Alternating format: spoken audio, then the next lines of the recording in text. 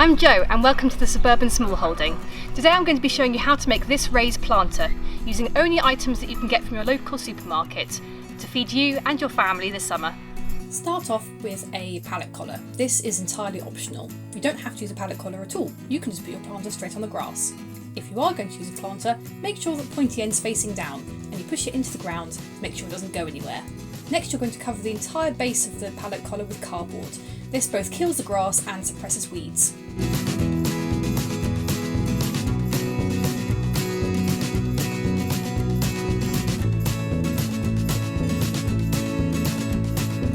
Next, you're going to need normal multi-purpose compost.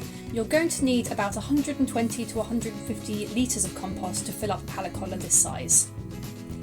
Push it all the way out into the corners and make sure the surface is level. Plug plants are available online as well as in garden centres. Seeing as this is a project that's made entirely with things we found in the supermarket, these are actually plug plants that I grew myself in the greenhouse. I started them a couple of weeks ago and now they're ready for transplanting into the bed. Don't forget to label what your plants are, otherwise, if you're like me, you'll forget. When sowing seeds, it's usually easier to use a bamboo cane as a straight edge.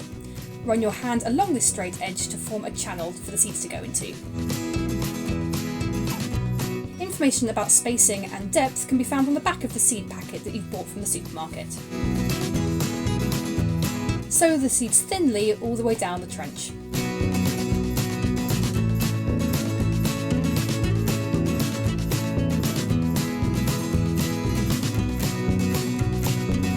Gently cover the seeds back over again and make sure you pat down the soil to make sure it's in contact with the seeds.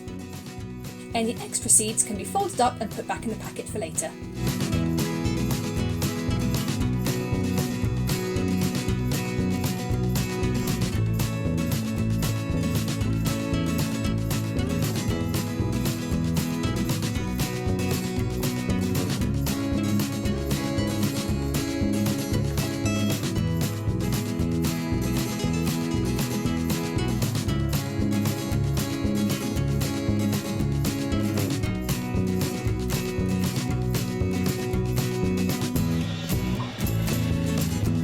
Next, you want to give your seeds a jolly good drink.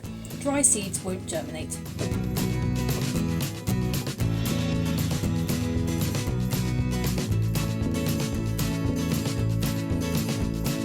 We're still getting a few frosts at night at the moment, so if I were you, I'd put in some plant supports and then lay some fleece over the top.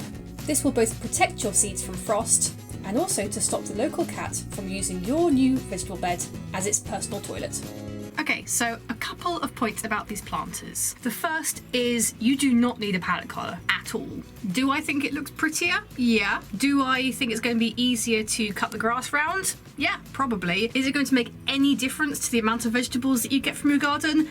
Not in the slightest. In fact, there are a lot of advantages to not having a pallet collar round. Chances are you'll have far fewer problems with things like slugs and snails because they like to hide in the gap between the compost and the wood.